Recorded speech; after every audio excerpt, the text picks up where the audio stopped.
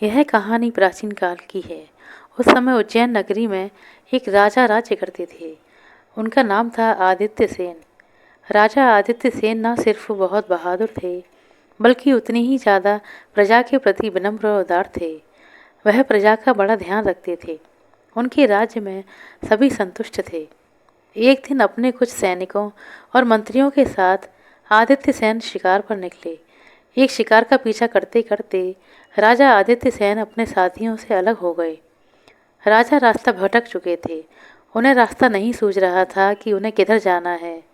राजा आदित्य सेन का बुरा हाल था। भयानक जंगल में किधर जाएं? उन्हें रास्ता नहीं सूझ रहा था। वह थकान के साथ ही भूख और प्यास से बेहाल हो रहे थे। उन्होंने अपने मन को शांत किया और एक घने पेड़ के नीचे बैठ गए। सोचा कुछ देर आराम करने के बाद दोबारा रास्ता तलाश करूंगा। और यही सही उपाय भी था। शांत मन और मस्तिष्क से समस्या का निदान अक्सर हो ही जाता है। सैनिकों और मंत्रियों को भी राजा की चिंता हो रही थी। वे उन्हें तलाशने लगे। काफ़ी तलाशने के बाद भी जब राजा का अता पता नहीं चला, तो सैनिक और मंत्री ने यह सोचते हुए राजधानी की राह पकड़ी कि शायद महाराज सीधे वहीं पहुंच गए होंगे। सूरज डूब चुका था। राजा शांत मन से उठे और घोड़े के आगे जाकर प्रार्थना की मुद्रा में उससे कहा, मेरे प्यारे अश्व, तुम्हारी समझदारी और स्वामी भक्ति के किस्से दुनिया भर में मशहूर हैं। तुम ही अब मेरी समस्या का निदान करो और मुझे इस वीरान और बियाबान जंगल से बाहर ले जाने का रास्ता निकालो। अब तुम्हारे और भगवान के सिवाय मेरा कोई भी खेमनहार नहीं है। यह कहने के साथ ही राजा आदित्य सेन घोड़े पर सवार हो गए। घोड़ा एक तरफ चल पड़ा। घोड़ा सूझबूझ वाला था। कुछ देर के बाद वह राजा को घने जंगल से लेकर बाहर आ गया। राजा को थोड़ा सुकून मिला कि अब संकट की घड़ी टल चुकी है। राजा को थोड़ी दूरी पर एक रोशनी नजर आई। समझदार घोड़ा खुद ब खुद उधर ही बढ़ चला। कुछ दूर जाने के बाद राजा आदित्य सेन को एक कुटिया नजर आई। यह देखकर राजा मन ही मन प्रसन्न हो गए। वे घोड़े से उतर पड़े। जब पास जाकर देखा तो पाया वह एक आश्रम था। उन्होंने द्वार पर खड़े होकर मदद के लिए आवाज़ लगाई, अरे भाई कोई है? मैं एक भटका हुआ राही हूँ। क्या मुझे रात भर के लिए यहाँ शरण मिल सकती है?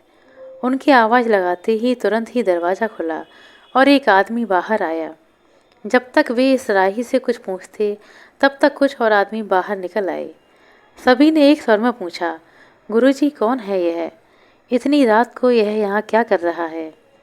गुरुजी ने उन लोगों को शांत कराते हुए कहा, रुको जरा, मैं पूछता हूँ कि यह कौन है और इधर कैसे आना हुआ।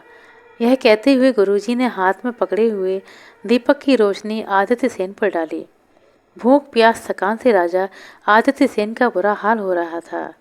जंगल में झाड़ियों में उलझकर उनके कपड़े भी फट चुके थे।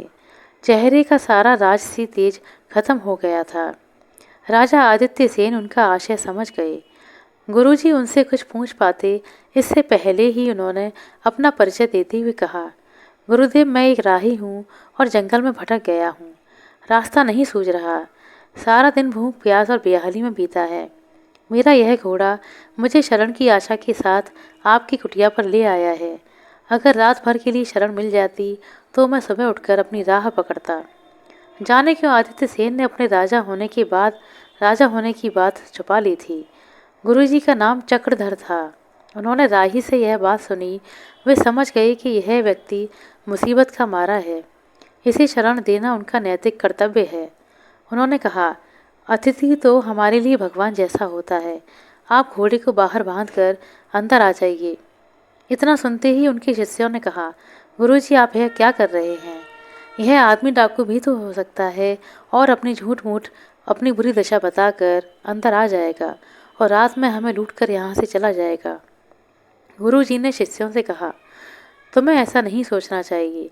हमारे इस आश्रम में ऐसा है ही क्या जो यह लूटकर ले जाएगा। राहगीर की मदद करना हमारा कर्तव्य है और हमें अपने कर्तव्य से किसी भी हाल में विमुख नहीं होना चाहिए। फिर भी अगर तुम्हें शक है तो तुम सब जाकर सो जाओ। मैं जागकर यहाँ पहरा देता रहूँगा। गुरुजी ने आदित्य सेन को पानी दिया और मुँह हाथ धोने के लिए कहा। आदित्य ने मुँह हाथ साफ किए। इसके बाद गुरुजी ने उन्हें भोजन और पीने के लिए पानी दिया। गुरुजी ने उनके घोड़े को चारा भी दिया। जब आदित्य सेन भोजन कर चुके तो गुरुजी ने उनसे कहा, अब आप निश्चिंत होकर सो जाइए, आपको यहाँ कोई कष्ट नहीं होगा। सुबह की बेला में आप जहाँ जाना चाहें वहाँ चले जाएं। राजा आदित्य सेन बिस्तर पर लेट गए और लेटकर सोचने लगे। समय बड़ा ही बलवान होता है, वह कब किसको किस परिस्थिति में डाल दे इसका पहले से कुछ भी अंदाजा नहीं होता। मैं प्रजा का दिल से ख्याल रखने वाला राजा हूँ, चोर डाकुओं का और शत्रुओं का नाश करने वाला हूँ। कहीं मैं ही चोर या डाकू तो नहीं, इस भय से गुरुजी रात भर जागकर अपने शिष्यों की रक्षा कर रहे हैं। यही सब सोचते सोचते थके मांदे राजा को नींद आ गई। सुबह चिड़ियों की चहचहाहट से उसकी नींद खुल गई। वे खुद को तरोताज़ा महसूस कर रहा था। उन्होंने बाहर आकर गुरुजी से कहा, आपने मुझ राही को रात में शरण देकर जो उपकार किया है, मैं उसका जिंदगी भर ऋणी रहूँगा। अब मुझे जाने की आज्ञा दें। मेरा परिवार मेरी राह देख रहा होगा, सब मेरे लिए चिंतित होंगे।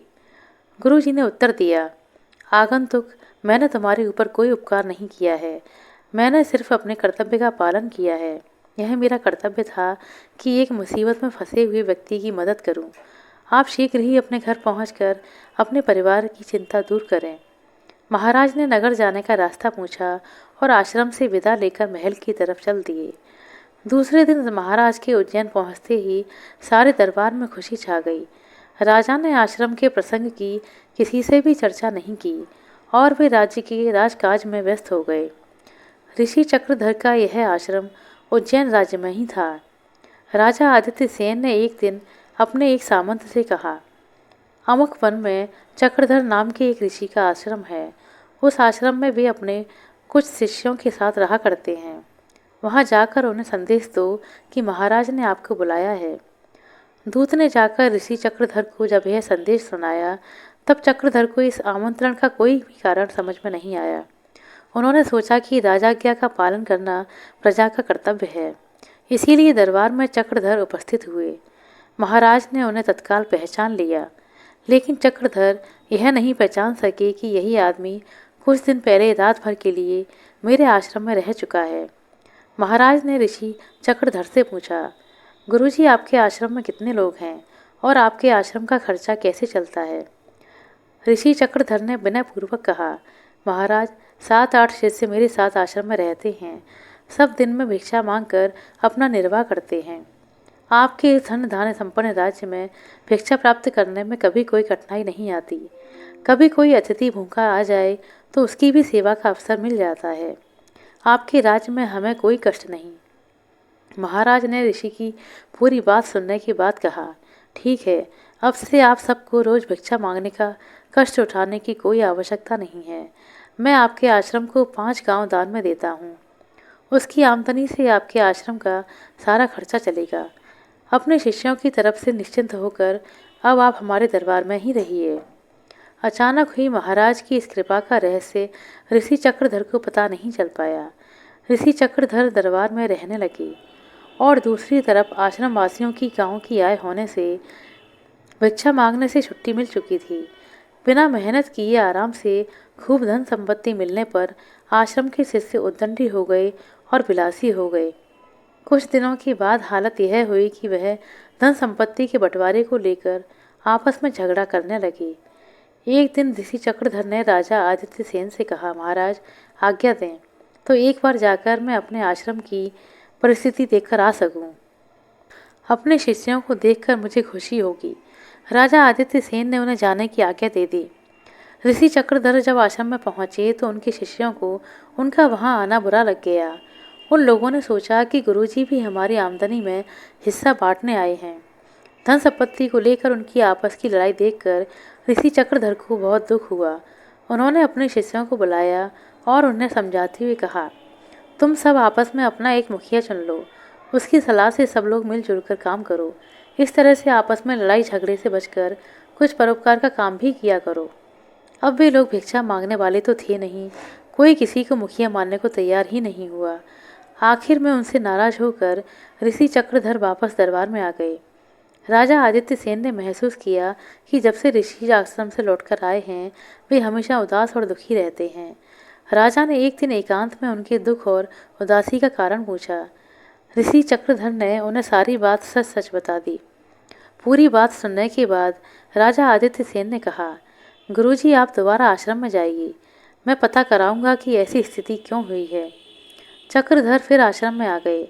एक दिन आदित्य सेन ने एक भिक्षु का वेश रखा और आश्रम में पहुंचे। भिक्षा के नाम पर आश्रम वासियों ने फटकारते हुए कहा, भाग जाओ यहाँ से भिखमंगा कहेगा, तुम्हें कोई भिक्षा नहीं मिलेगी। ऋषि चक्रधर ने यह सब कुछ अपनी आंखों से देखा, लेकिन तत्काल कुछ कह नहीं सके। भिखारी जब फिर भी ना हटा तो एक आश्रमवासी उसे मारने के लिए दौड़ पड़ा। तभी अचानक भिखारी ने अपना ऊपरी फटा कपड़ा उतारकर फेंक दिया। अब वह एक राजा के कपड़ों में सामने खड़े थे। राजा को देखकर शिष्य घबरा गया और वहीं ठिठक कर रुक गया, मानो मूर्ति बन चुका हो। वह फटी फटी आंखों से राजा आदित्य सेन को देख रहा था। राजा आदित्य सेन ने उसकी तरफ ध्यान दिए बिना ऋषि चक्रधर से कहा, गुरुजी मैं राजा आदित्य सेन स्वयं इन सबकी परीक्षा लेने आया था और यह स्थिति देखकर मुझे बहुत दुख हुआ है। सहज मिली हुई संपत्ति और गुरु के अभाव में यह सब शिष्य विलासी और उद्दंड हो गए हैं। जैसे प्रजा की देखभाल के लिए राजा का होना जरूरी है, उसी तरह आश्रम में एक गुरु का होना भी जरूरी होता है। आपकी शिक्षा के बिना यह सभी शिष्य भटक चुके हैं। आप आश्रम में रहकर इन्हें दोबारा ज्ञान दें, इन्हें सत्मार्ग पर लेकर आएं और इनका चरित्र सुधारें। यह बातें कहकर राजा आदित्य सेन आश्रम से चले गए और ऋषि चक्रधर फिर से आश्रम में रहने लगे। आशा करते हैं दोस्तों आपको मज़ेदार सुनाई गई यह कहानी अच्छी लगी होगी। कहानी अच्छी लगी हो तो कृपया लाइक कर दें, शेयर कर दें। चैनल पर नए हैं तो सब्सक्राइब कर लें। अपना कीमती समय देने के लिए बहुत बहुत धन्यवाद। मिलते हैं अगले वीडियो में, तब तक के लिए नमस्कार।